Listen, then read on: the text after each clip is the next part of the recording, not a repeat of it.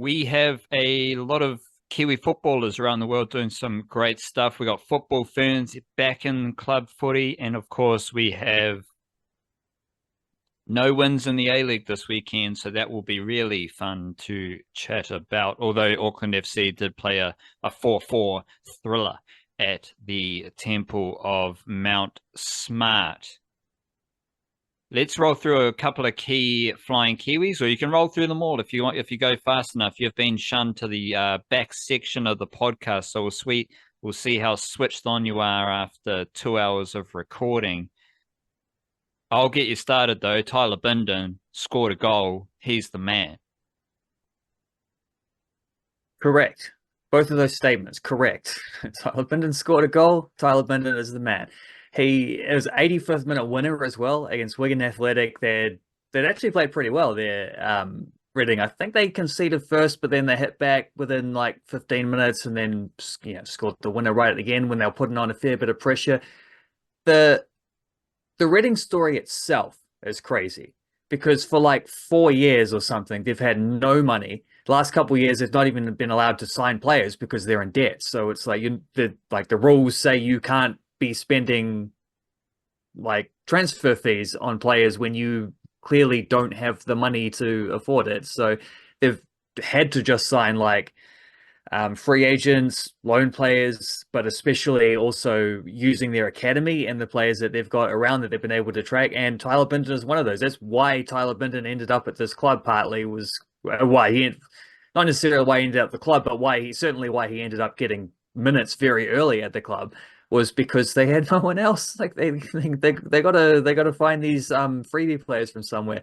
And like when they lost their manager, when he got poached by Hull City, division above them, for having done extraordinary things with Reading up to that point, like, well, surely that's the point at which things crumble now. In every transfer window, they sell a couple of key players.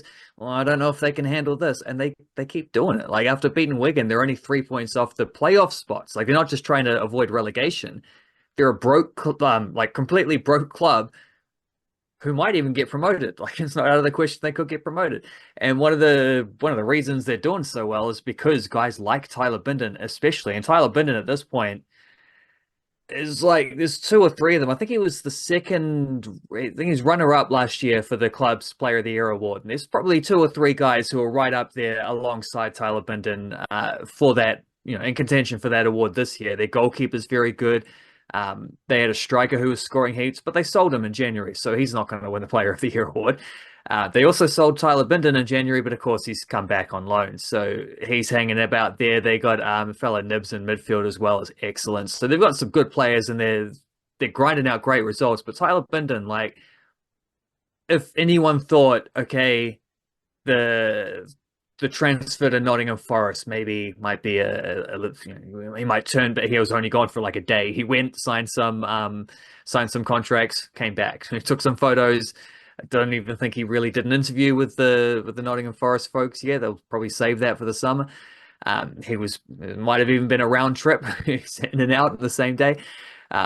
Keep the car running while he goes and signs his contract. He's back at Reading, but I mean, if anyone thought that was going to be a distraction for him, or he had turned back up a little bit too big for his boots or anything like that, or if anything, he's playing better now than he was before that. If anything, he's just been vindicated. He's got extra confidence.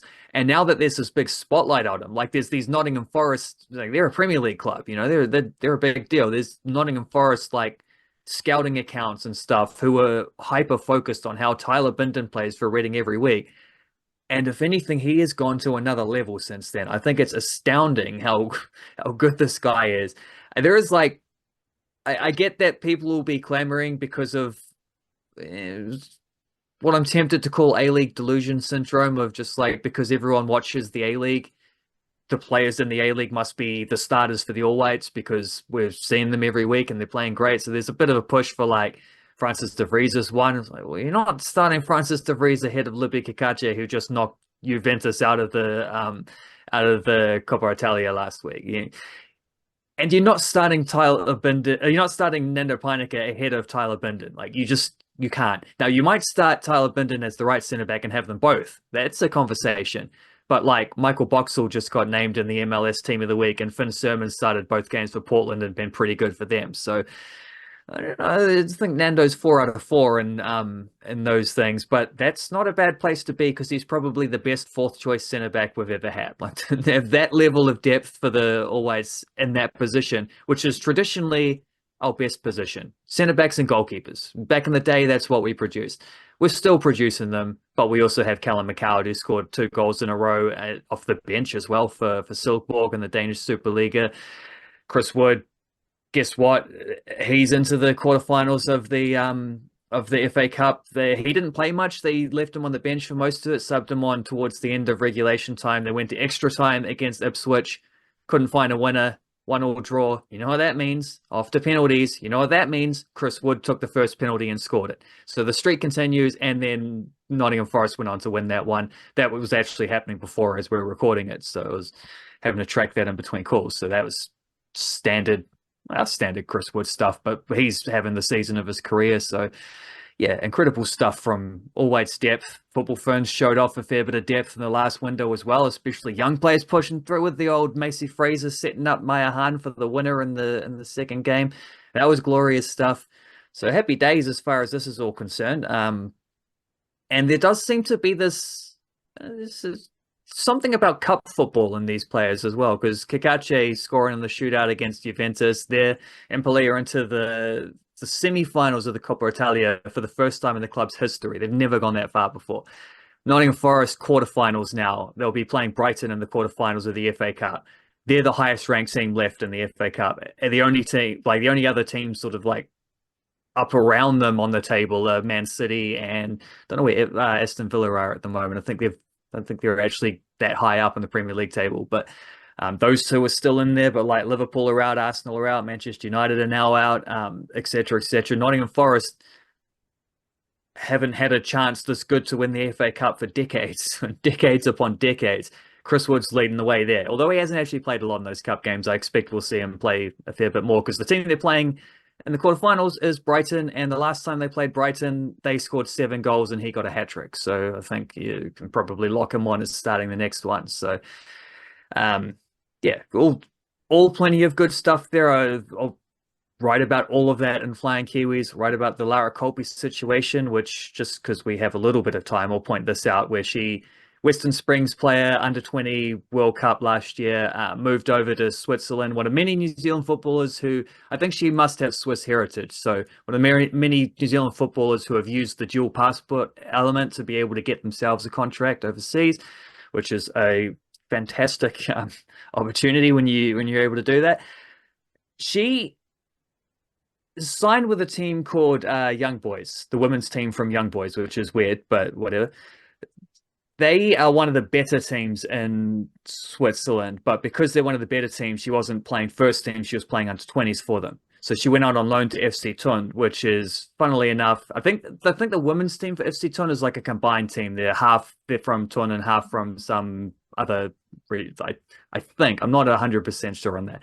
It might just be a different club from the same region with a slightly different name. But if it is the same club, well, Maka Rojas once upon a time actually played for FC Thun, which is funny how that goes. But she's on loan there to get first team football in the top division in Switzerland, where she's played about 5 times for them. They're the bottom team, so that's why like she's gone from one of the top teams on loan to one of the bottom teams. But they're giving her some good minutes, and she scored a banger on the weekend against Young Boys, which is weird. Like often you're not even allowed to play against your parent club, but she was allowed to play, and she played 90 minutes, and she scored a very good goal, curling it top corner, ripped it from just outside the box against her parent club, who she played for last week, because they seem to have this dual registration thing, which I don't know if I've ever heard of before, but they're letting her play under 20s for Young Boys and first team for Thun. So last week she scored a goal for the under 20s team of Young Boys. And this week she scored against the senior team of Young Boys for a different club. And she's been playing back and forth between both of them throughout the season. Like I think she's played 9 games for the 20s and about, 5 games in the Super League or whatever it's called in Switzerland. So I've never seen that one before, but she's scoring goals for both of those teams, so I'm pretty happy how that's gone. Auckland FC did have that 4-4 draw with Adelaide United. Conceding 4 goals saw them blow out to 17 goals conceded, which is now tied with Melbourne City for the fewest in the top 6. Everyone else, though, is over 23 goals conceded. So there's a good little buffer there for Auckland FC. I did feel a little bit of Alex Paulson invincibility diminishing. Like his invincibility bar took a few blows in that game. Few penalties, and that was part of it, right? Like Alex Paulson has been a penalty shot stopper. I'd love to see Alex Paulson versus Chris Wood 10-pen. 10 pens, who scores, who saves, what happens there. That would be very fun to watch, but we'll never see it. So I do like. Well, I mean, if Paulson gets a crack at Bournemouth at some point, we might one day see that. Oh, we'll see one penalty, and we're not going We'll to get see one. We won't go, get a 10 in a row. Maybe that Yeah. needs to be an all-weight setup at training or something like that. Yeah, like a little gimmick. Well, we'll pray for that maybe if we ever start praying. So yeah, Alex Paulson just doesn't feel invincible right now, as he did last year for the Wellington Phoenix, and as he did for the Auckland. That's a good name there. The Auckland, just the Auckland. We've got the Blue Riders and we've got the Auckland. I did see, now let me find this, in the newsletter yesterday, in the free section of the newsletter, so everyone can read this. The Auckland, first 7 games, 11 goals scored, 3 conceded. The Auckland, last 7 games, 20 goals scored, 8 goals conceded. Way more goals scored, way more goals conceded. So they're just unleashing the shackles a wee bit. They're just, I don't know what they're up to, but they are having a crack. So shout out to the Auckland. I still feel though that they are an awesome defensive team because you do have Paulson, but then I was like kind of buzzing out watching their backline off a few Aotearoa vitamins. Those dudes are big. And they're physical. They're strong. I mean, you go Franny de Vries at left back. You got Nando Peineke centre back, Tommy Smith centre back, Sakai right back. All those dudes bigger than your average footballer, I reckon. Okay, Tommy Smith, he's not your first choice centre back. Who is? Dan Hall. He's a big geezer as well. There's no, you can bring on Kellen Elliott, then you get a bit smaller, a bit faster. But when you got that back four, they're hard to break down because you're not winning the ball in the air, but they all move pretty well as well, which reminds me, Sakai scored his goal because he was right up front. He was just hanging around up front. And it did look like, okay, Auckland, they need a goal. You can put Sakai further up the field just because he's awesome. Like, he can do a job if you need to chase a goal because he can create opportunities for others. But he also, like, his goal, he gets into the right spot in the box and he wins the rebound, as we've talked a lot about with the Auckland. So I do like that back four, especially how we've talked a lot about, like, De Vries whipping in the crosses, Nando Peineke's left foot passing game. Tommy Smith's got a left foot passing game as well. Sakai is pure class. The one note I did make, well, I made lots of notes and I just talked about him. So another note I made was Verstrada coming on the field, which to me kind of cost them the game because he was just a bit overeager in some of those tackles. And it felt like he's a player who needs to be starting.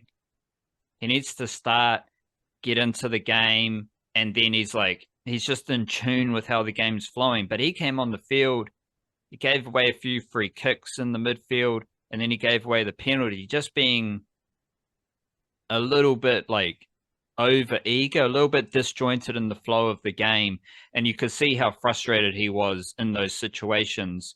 Even the second penalty, which I actually think was Tommy Smith or Smithy, Nando. yeah. Tommy Smith with an eye. Verstrada was there and he didn't make a challenge, or he was the guy skipped past him to get to Tommy Smith. So it was just like a bit disjointed from Verstrada. And I kind of feel like if he didn't play, they might have won that game.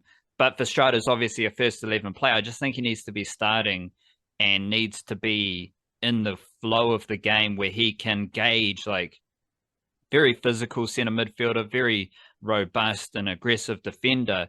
But if you're playing the whole game, you can kind of sense when to make the challenge, how to make the challenge to win the ball, especially coming up against different players in the A-League. And I also noted a lot of Marley Francois. Like they signed him mid-season, and he's getting a lot of game time off the bench, which I'm not mad at. Like, he looks like a good player, so I do enjoy that.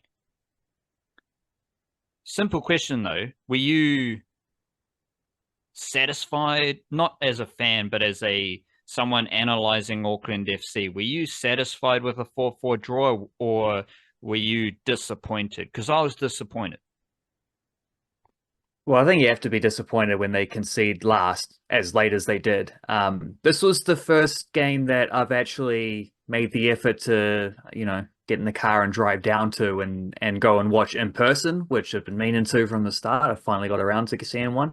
I saw a banger of a game, and I saw an outstanding crowd, and I enjoyed the atmosphere, and it was like fantastic setup, and everything they got going there. It was great. Like, I loved it. You do have to be disappointed when you concede that late. And Tommy Smith said afterwards how uncharacteristic it felt. He's like, "That's not us. That's not who we are." Something like that. Which is normally what someone says after their team gets involved in like off-field discretions or whatever. It's not us. Yeah. But in this case, I think that is true. That's not the team that they are. They're normally the ones who score the late goals. They did do it to Adelaide when they played them in Adelaide a while back. That was when Rogerson scored in like the 10th minute of stoppage time to equalize. So I guess this was a little bit of a revenge game for Adelaide, who, yeah, like 15 minutes into that, it looked like they were going to surpass last week's score against the Phoenix. It was like the 6 goals was just the starter for them. 2 quickies for Guillermo Mai, and they were just playing them off the park. And I think maybe there was a little bit of complacency, but I also think it was a weird game. It's a strange one where I think both of those penalties were extremely unlucky.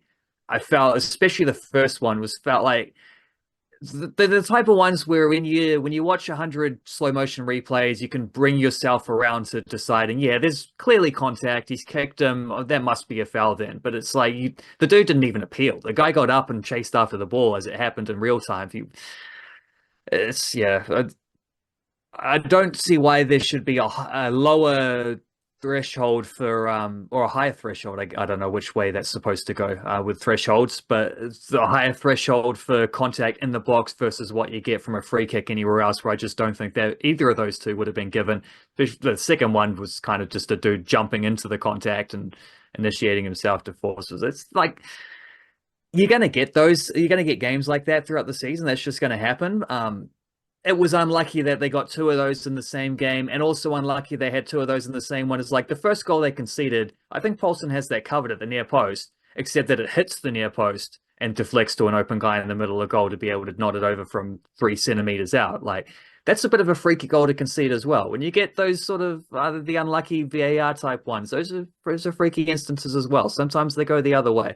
I remember there was a Phoenix game a couple of weeks ago where they had like 2 instances in a game where guys were getting hacked in the box and they couldn't get a call, and talk was all like, yeah, we're trying to make the A-League a little bit tougher this year, and we're not going to give as many fouls and whatever. But then Auckland FC unfortunately find themselves in the wrong at a couple of those. Like, at all, and then conceding right at the break. We're like right at the very end, where I think there's Francis De Vries gets burnt for the first move. Guy just like bursts it to the line to cross it. De Vries gets burnt by him, like he's defending too close or something, and he gets beaten for pace.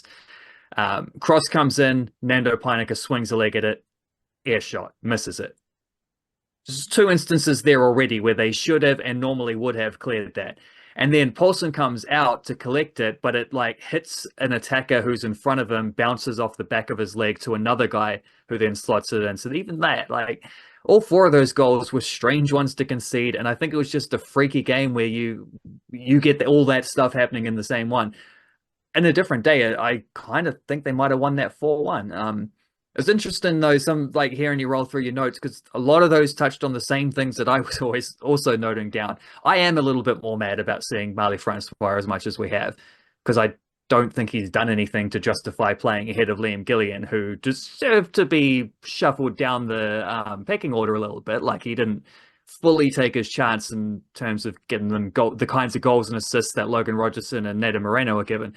But Francois hasn't either. And so I don't know why Gillian's still sitting there watching this other guy getting all the minutes ahead of him when he's not really doing like Jesse Randall has. Jesse Randall's earned a bigger role as a substitute. So he's getting, I'm glad to see him. Although I also think, Verstrada should be starting. I was surprised he wasn't starting. And I agree he's probably the type of player you want setting the tone rather than jumping in mid-game or late in the game and trying to catch the tone that others have set. I don't think that was ideal for him.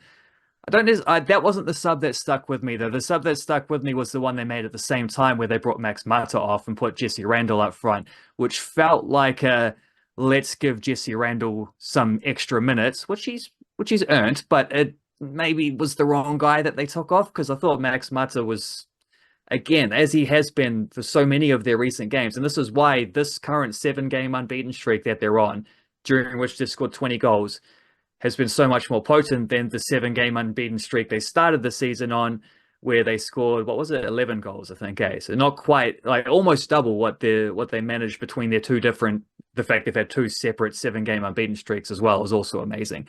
But this time, the fact that they've been a different type of team during each of them as well shows an evolution through the course of the season. I think I've said it plenty of times before, but one of the main instigators for that is Max Mata coming into the starting lineup, target man up front for a team that puts in a lot of crosses. It just makes sense to have a guy out there like that. Even Rogerson's goal, header from half a meter off the line from a corner kick, wasn't it?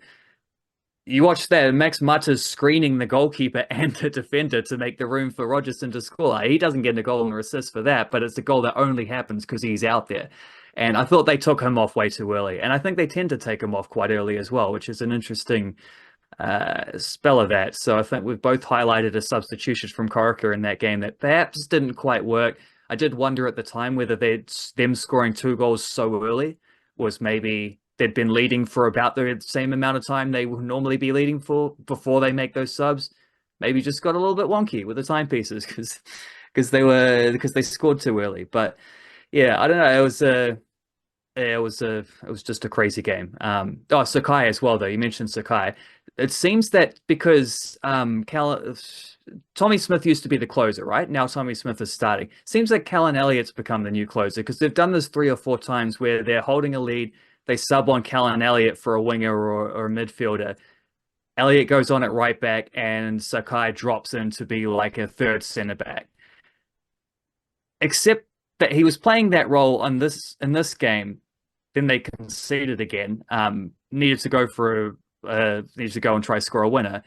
Sakai's playing as a centre back, but he's also playing as a second wing back. Like he's just getting up in those positions as well. And he's the one who feeds the ball wide to Callan Elliott, but he makes an underlapping run like he wants the ball back. Like he wants a bounce pass, get me to the line, and I'll cut back and cross it. Elliott doesn't do that. He takes a touch. He might not even take a touch. I can't remember, but he just shapes the cross and then he does cross.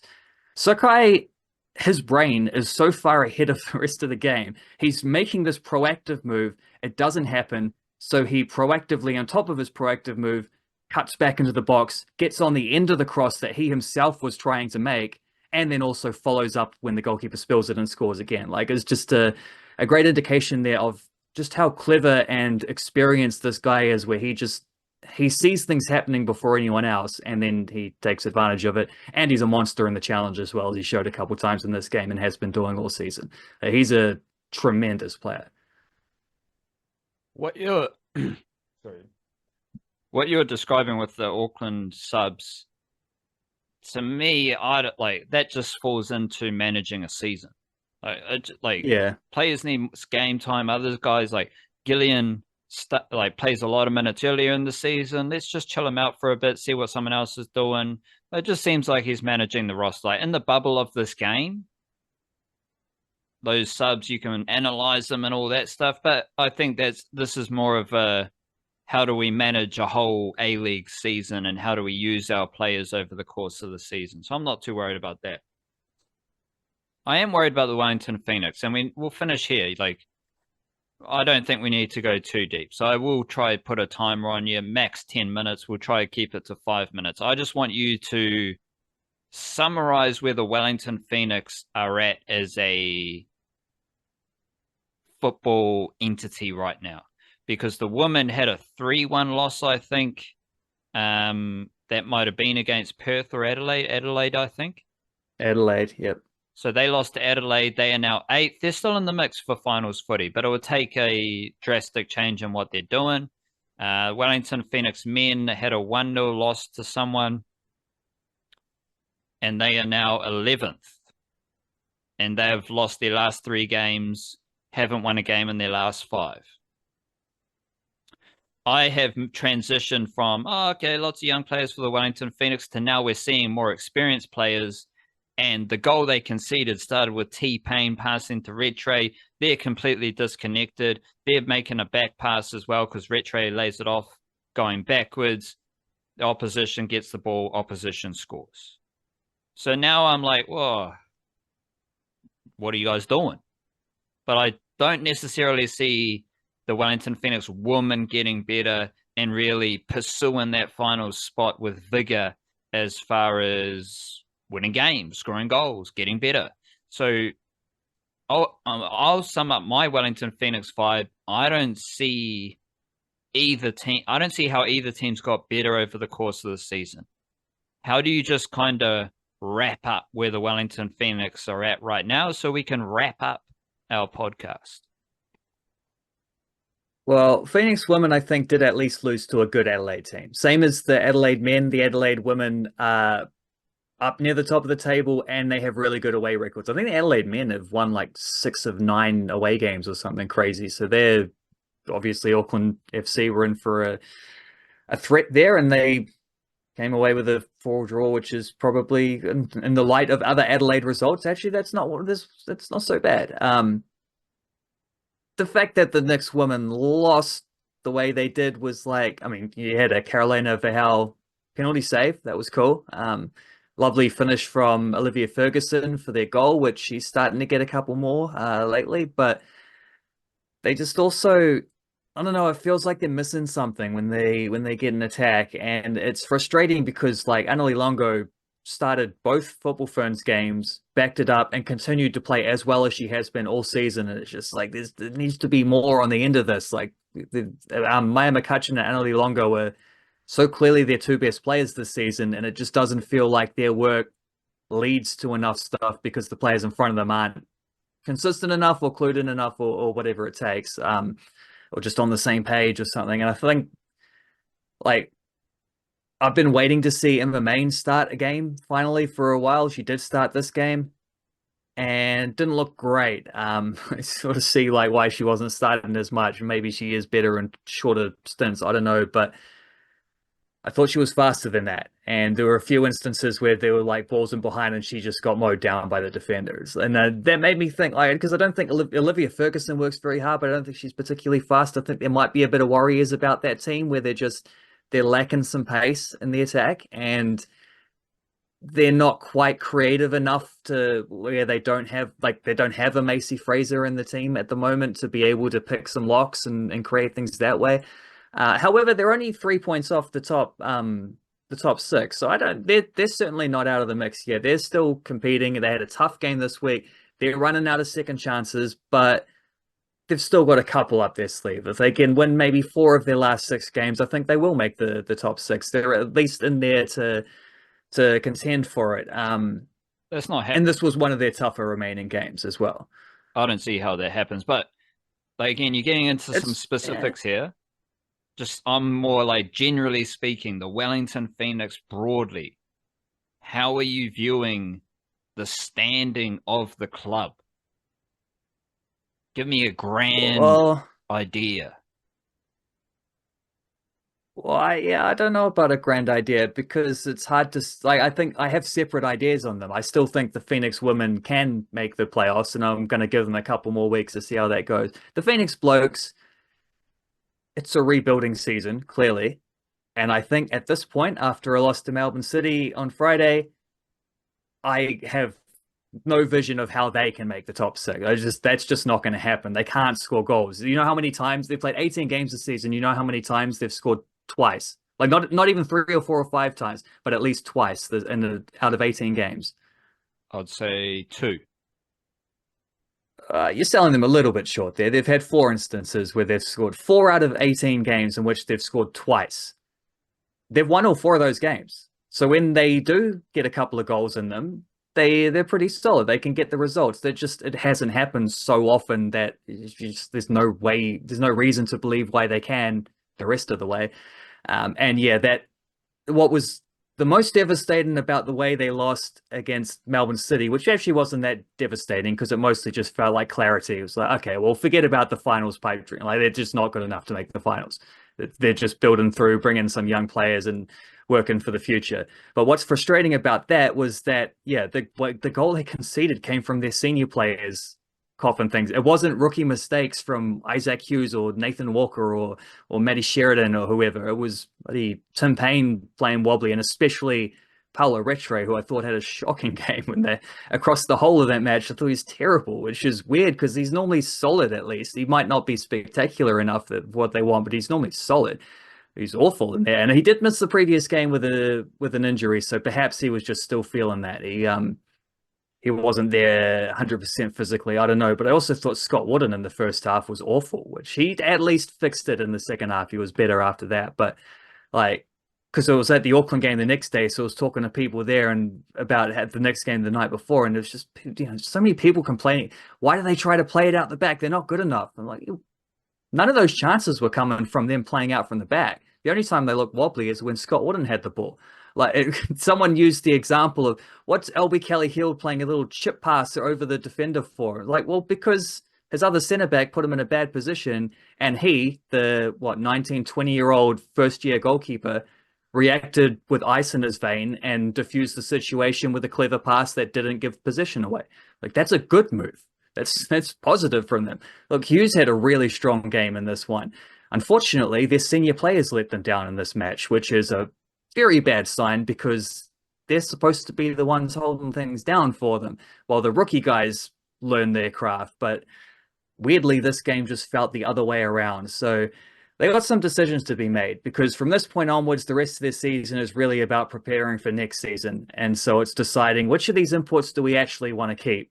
Well, 3 of them are on 2-year contracts, so that's not ideal. And 2 of the ones who are on who have multi-year contracts, who are contracted to come back next year, 2 of those imports were sitting on the bench, not used for this game. So that's also a pretty bad sign. Another one of them, who's not an import, but he's contracted for next season, is Paulo Retre, who had the worst game of his season in this one. So there are decisions to be made there. They got to figure out how they're going to build a team around the young players because they didn't do that very well this year. Like they just didn't put a strong enough spine, a strong enough core of the squad around the inexperienced academy graduates that they had.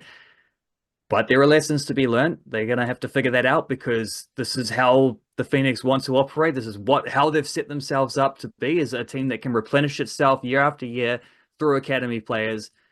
But unfortunately, the academy players did their job on the weekend and the other guys didn't. So that's a situation that they can't allow to continue into next season. Yeah, that's why I wanted your kind of overview, which I still don't think we got. But that might be something we have to figure out over the next few weeks. Maybe is the overview. I've figured it out. Okay, neither team's got better. That's where the Wellington Phoenix are at heading into the end of this season. Neither team has got better. I don't necessarily see major improvements in the youngsters. I don't see senior players who have really added to the team. And to be honest, I don't see how the coaching styles have improved how the team operates. So that's just my opinion. We'll leave it there.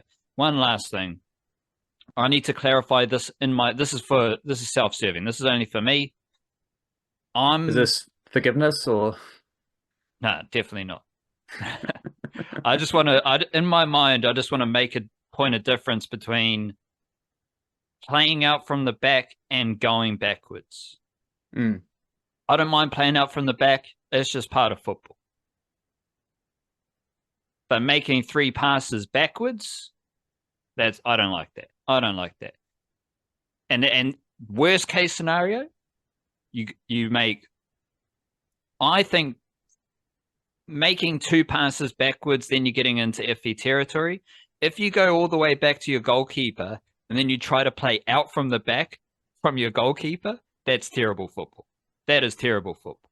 You can't go backwards to then try play out from the back. You had the ball at halfway down the other end doing stuff. And you've gone And you all the way. probably got it there by playing out from the back. You earned territory, and then you gave go it back. And then you go backwards to try and play out from the back. But I have no issues playing out from the back to start with. But going backwards, I do have an issue with. And that is the niche cast.